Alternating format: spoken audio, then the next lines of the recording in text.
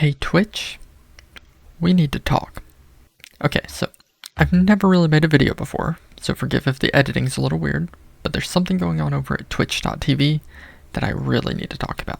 Earlier in September of this year, there was a ban wave that hit a lot of users for the same reason.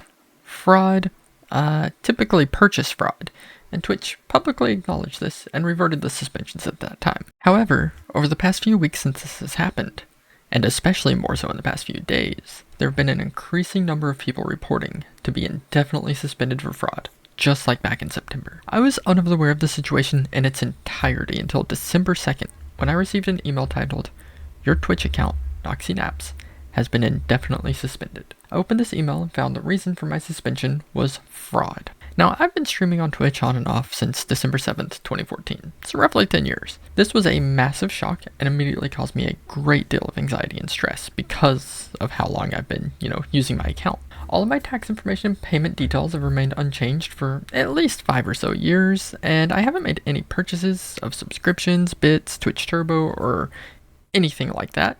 Nor have I used Amazon Prime's free subscription within the last year at least. While I do have 3 accounts on Twitch, they are all created and maintained by me, enrolled in 2-factor authentication, and are not stolen and botted in any ways. One of these accounts is linked as a chat moderation bot for use with Streamlabs and BikuBot. Both of these are fairly well known and well within Twitch's terms of service and utilized by countless other creators. Speaking of these 2 accounts, they were both also banned simultaneously with my main account.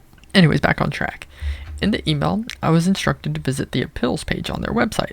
I did so without hesitation, submitted an appeal, and without any exaggeration at all, my appeal was rejected within seconds, without even an ounce of review. After this immediate rejection, I checked my email to find an automated reply stating to visit the help center and submit a ticket to the fraud team under the payout suspension category. So naturally, I followed these steps exactly and sent off another appeal. After doing this, I got an automatic reply stating they'd be in touch soon and decided to, browse Twitter and check if anybody else may be experiencing this issue while I was waiting my response. Hopefully, a human reviewer would get back to me and notice that there'd been an error. Now, let me preface this by saying I hate Twitter X with a burning passion, but I also realize that most companies still use it as their primary social media and to reach their communities. And after browsing Twitter, Reddit, and even a couple of Discord servers, I came across over 40 other people in the same boat with the same experience. More of these people even showing up every single day to post about their experience.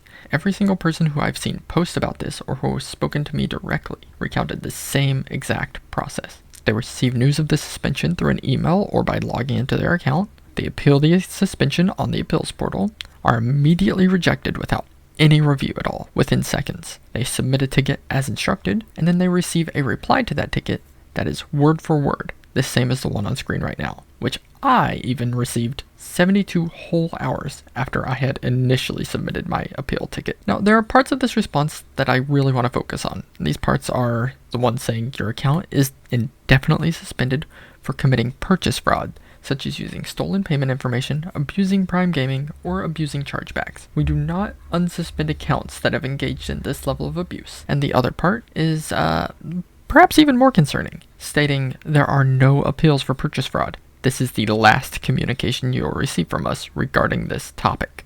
This last part right here seems immensely unfair for anybody who's trying to appeal their wrongful suspension, because how are we supposed to appeal if you won't communicate? Anyways, 3 hours after I received this email, I replied back asking them to reconsider and quoting what they said in their email.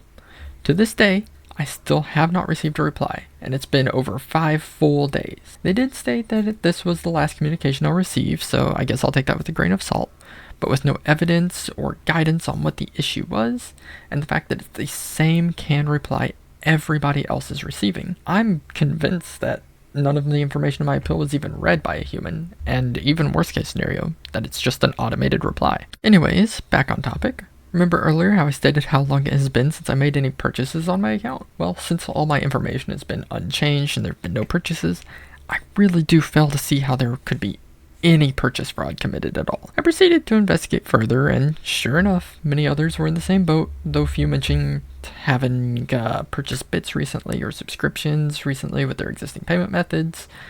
Stuff that a regular Twitch user would participate in. A large majority, however, mentioned not having any payment methods attached to their account at all. I decided to do some further testing and gather some more information and data, just for my own personal curiosity. So to start off, did you know that you have the right to access, correct, delete, or even restrict the processing of your personal data that companies collect about you? This is a protected right in the state of California under the CCPA, or the California Consumer Privacy Act.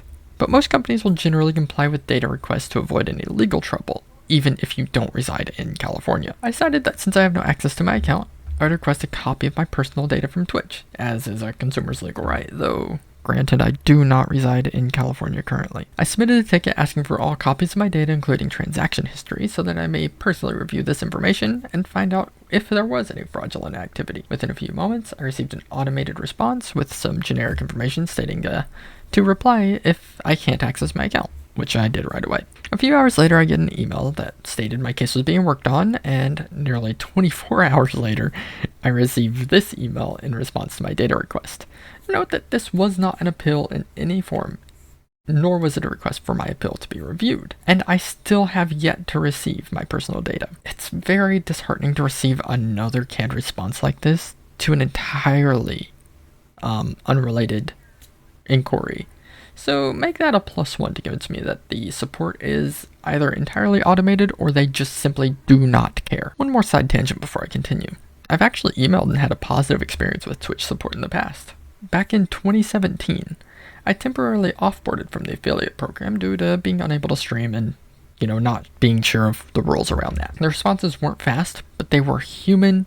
Generally, they got back to me within 24 hours, and there were a couple of notable differences too. The responses being human meant that even though they used canned replies, you could tell they were edited or modified to fit the situation, and they had read the information that was provided. The emails were also signed off with a name, which none of the emails anybody I've spoken to recently regarding their suspensions have had. There's no names at all. It just says, thank you for contacting Twitch support or something like that. And likewise, in these emails, questions were asked back and forth. So even I would ask a question, the representative would answer the question, they would ask a question, and I would answer the question back. It was very human. Anyways, side tangent aside, I decided to take all of the data I'd been gathering, all the information I've seen on Twitter about the others affected by the situation, and put some work in for this video. The key points of information I gathered were, the account age, how long it has been since it was created, and the exact date it was created, the status of the accounts, like if this is a regular viewer, an affiliate, or even a partner account, the date of the suspension,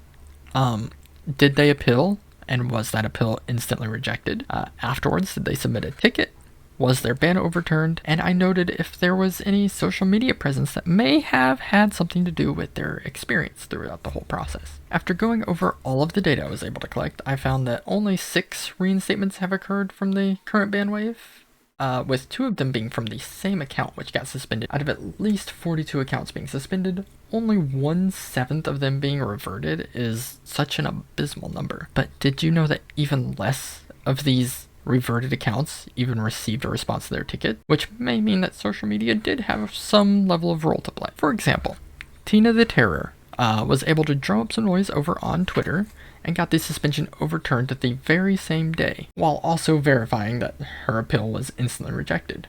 With the suspension overturned, Tina had tweeted that she had received no email from Twitch nor any further information regarding the suspension. So that means that it got overturned, but there was no communication about this. Overall, the data collected wasn't very helpful. There were no correlations or anything that I could find that led to, the accounts that were being suspended. Half of the accounts, or maybe even over half, were affiliates. Some people were live as recently as the day of the suspension, while multiples, like myself, had been years since their last live stream. The account ages all ranged from between 1 month to 12 years old.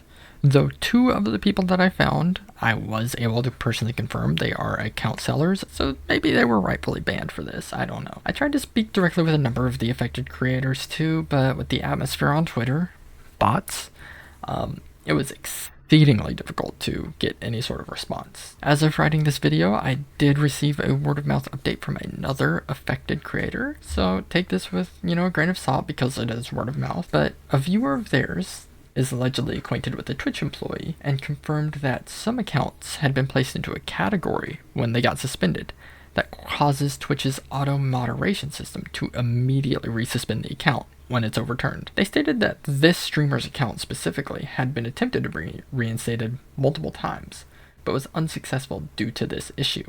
Obviously, I can't speak for the innocence of everybody involved, but the running theme of a sudden, indefinite ban happening to a handful of us users, a majority of us being affiliates with no history of suspensions or bans, no chargebacks, and accounts that are over 6 years old with regular use, definitely screams that something's wrong to me, and Twitch isn't communicating to anybody regarding this. At this point, myself, as well as a few others, are desperately just hoping to get our accounts back. All we want is to get our accounts back, have some sort of communication or reconciliation for this. We've been indefinitely suspended for presumably no reason, with no details or no evidence of what we've done, and no human interaction. Twitch, please just communicate with us. Give us an answer of some kind. A sign that you're aware of the situation, or that a human person is looking into this. There's so many passionate and dedicated creators who just want to continue using your service like they always have. I don't know what else to say here, really. I've never made a video, especially not like this. But if you run across this and the situation still isn't resolved, from the bottom of my heart, please help get some eyes on this. Twitch isn't responsive to emails, and it seems like the only way to reach them is through social media, but only if there's enough to motivate them. Thank you. So I'm recording this just a little bit after the fact of the original video. It's currently December 10th, about 7:20 p.m. Central Time, and there appears to be a whole nother bandwave going on. If we look here, like 6 minutes ago, all the way up to as recent as 1 second ago, people are just getting banned left and right, even partners up here. Though these are a little less frequent, there are a lot more coming down now. So I just wanted to throw this in here at the end that it looks like a lot more people are getting banned right now. I am seeing more posts on Twitter also mentioning that this is fraud ban too. A lot more people complaining about being banned for fraud, I should say. So I just wanted to throw this in here at the end really quick. Yeah, like I said, if we can get some eyes on this, I would appreciate it. Thank you.